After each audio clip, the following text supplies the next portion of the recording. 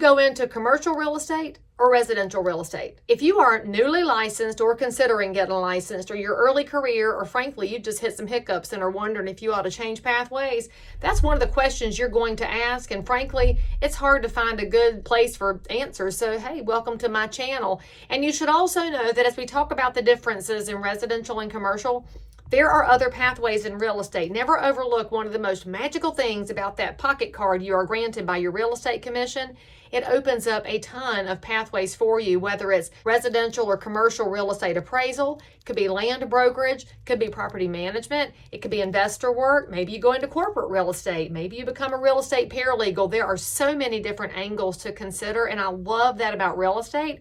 But for today, we'll talk about the two big options because that's where most folks will land. Residential is where we have the most practitioners. If you look at the size of the business, there are a ton of transactions all over the country, every zip code. There's a ton of practitioners all over the country in every zip code. So it's wildly competitive, but it's also wildly big.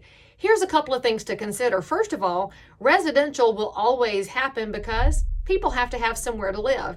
That makes the residential side slightly immune to economic challenges. It doesn't mean that prices don't fluctuate, and it doesn't mean that traffic doesn't fluctuate, but it does mean that even in the worst of economic times, somebody's buying and somebody's selling. In the best of economic times, somebody's buying and somebody's selling. And here's the reason why. People have to have somewhere to live. And also people go through life changes. Life changes tend to affect the residential side more than anything else. And by life changes, I mean somebody passes in your family, so now you have to handle the estate, which could include the real estate. Somebody gets married in your family, which means they might want to finally leave the basement and strike out on their own, and all the empty nester parents said yes. Maybe somebody gets pregnant and there's 3 new triplets in the house and you're thinking, oh, we need more bedrooms. So those life changes can impact what your real estate needs look like. And those life changes happen no matter what's happening economically. So in residential, you'll always have something to do. Now, the second thing you should know about residential is that the time frame between starting the point of working with someone and getting paid is fairly short. If I take on a new buyer client today, they might be in their house in 2 weeks. The average would land around 30 days or even 45 days, depending on the negotiation. So it's entirely possible that if you get into residential real estate, on day one, you could get lucky and find a buyer that trusts you with their largest financial instrument when you've had a license for 5 minutes. We won't discuss that today, but I got other videos about that. But it's possible you could get paid in 45 days. Now, for most new residential agents, it's going to be a couple of months before you learn what to say and you learn how the market operates and you learn how to listen to your broker about how to do real estate ethically and competently. And so that's a little bit of a time frame, but that's still pretty fast. So on the residential side, your business cycle, your transaction cycle, or the sales cycle, whatever you want to call it, is fairly short. The other thing not to overlook about residential, it's where the love lives. We get to hug our clients. They bring us baked goods. We give them presents. We get invited to weddings and bar mitzvahs and funerals and graduations. We get invited to everything because we build real relationships on this side of the business that are very personal and very friendly. Not all of us and not every client, but that's where that possibility lies. And if you're wondering why, well, it's because that's where people live. So as a real estate pro, you're getting invited into their sanctuary, their most wonderful, warm, intimate space. And you become almost a part of their family, and sometimes you are a part of their family. It's very wild and very cool. So that's just a couple of things to consider about residential. You should also know that there is a different kind of opportunity all over the place in residential. It's one of the things that I love. Being here in Concord in the greater Charlotte, North Carolina market, I could sell a condo in downtown Charlotte. That's a different kind of buyer than the one who buys 10 acres out in the country with the trailer house on it because they want to have chickens and horses. So we have a very broad variety in the market, which I love because that allows me to serve my neighbors in the way that benefits them the most. Now let's flip over and look at the commercial side for just a minute, because the commercial side is slightly different. We do, of course, carry the same license from the Real Estate Commission, same pocket card, but commercial operates differently. The commercial folks over here are dealing in a far longer sales cycle. Now, it's not to say that you couldn't find a lease or a sale that goes quickly, but most of the commercial deals take many months to complete or even years. That's because they go through different legal situations. They're going through zoning and permits and approvals, and they're also dealing with larger dollar amounts. All those things mean that it takes longer for you to get paid and be successful in commercial. However, the rewards can be greater because we're talking a larger dollar amount on each deal on the commercial side on average. So we're going to do more of it on the residential side for volume, but you're going to have bigger deals that are slower on the commercial side. Now, to get to those deals, you should also know that all that warm and fuzzy I talked about over here, there might be some of it on the commercial side, but if there is, it's kept under wraps and very quiet because these are corporate relationships. These are dollar relationships. These are spreadsheet relationships. This is understanding cap rates, and it's understanding the market value of a property, and it's about understanding lease terms and triple net and all the other things that a company may or may not ask you. You're also going to be thinking too about the variety on this side being industrial, warehouse, medical, retail. Could be office buildings, vacant land, transitional land. There's all these different angles. And that can be great, but it also means that even in each of our big buckets, there's lots of specialization going on. Speaking of that specialization, if you're really good at math and details, the commercial side might be where you belong, because this is where you're going to be spending more time with data like in-migration, out-migration, talking about zip codes and traffic counts. You're looking at dollars and cents in a different way on the commercial side than on the residential side. On the residential side, we look at money primarily in terms of payments for the buyers and payoff for the seller. On the commercial side, you're talking about their net profit margin, because the real estate will have to show up on their balance sheet in some way. If they've purchased it, it's an asset. Now we got to talk depreciation. And if it's a lease, then we're talking about a business expense. It's going to be calculated into their profit margins. So how do you speak that language? If you're thinking, man, that's my people, the numbers, the accounting, think about commercial.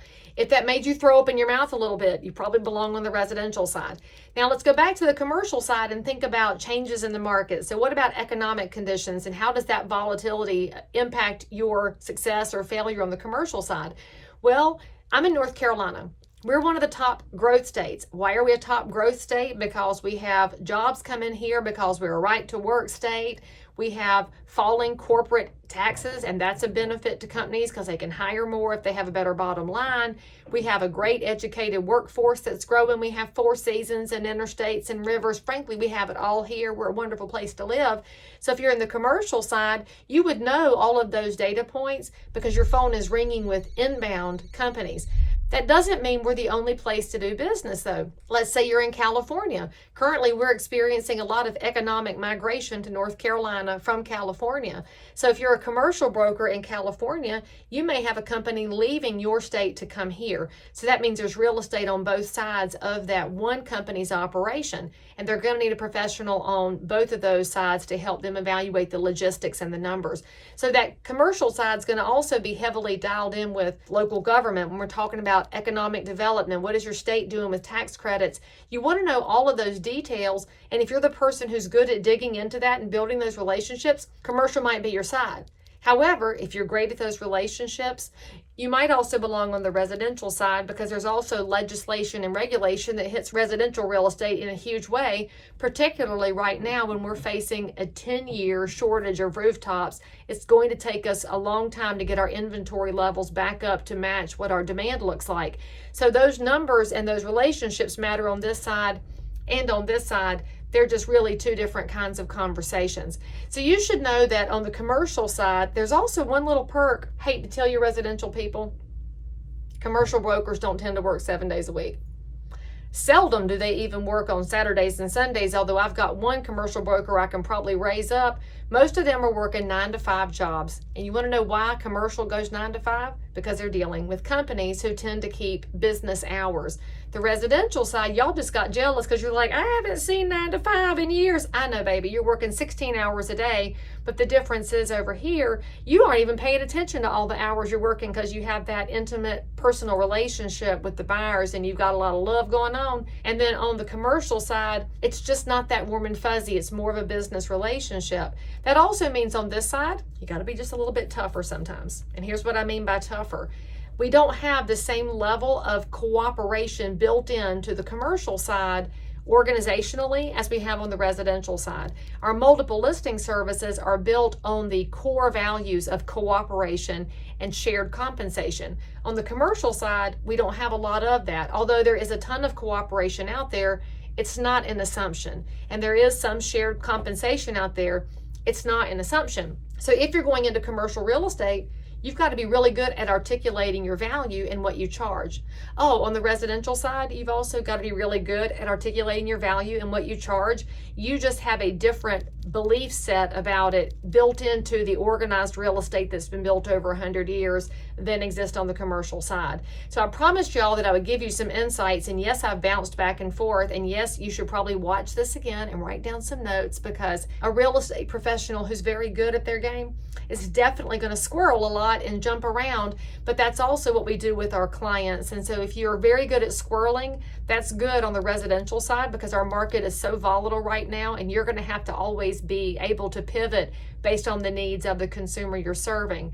On the commercial side, you're also going to have to squirrel and pivot because the market keeps moving, particularly the credit side and the financing side.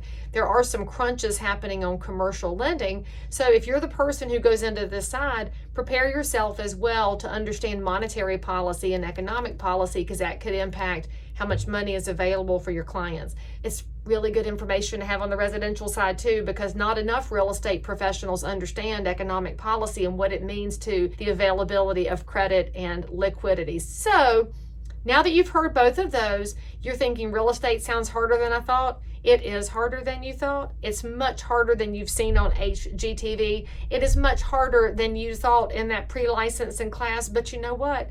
I wouldn't have it any other way. It is a rewarding business. We get to learn something new every single day. We get to talk to different members of the public every single day. And that, my friends, is a profession worth dialing into. For more questions, check out my other videos or ask me something here in the comments. And Troy, thank you for asking. I wish you all the best as you enter the big show.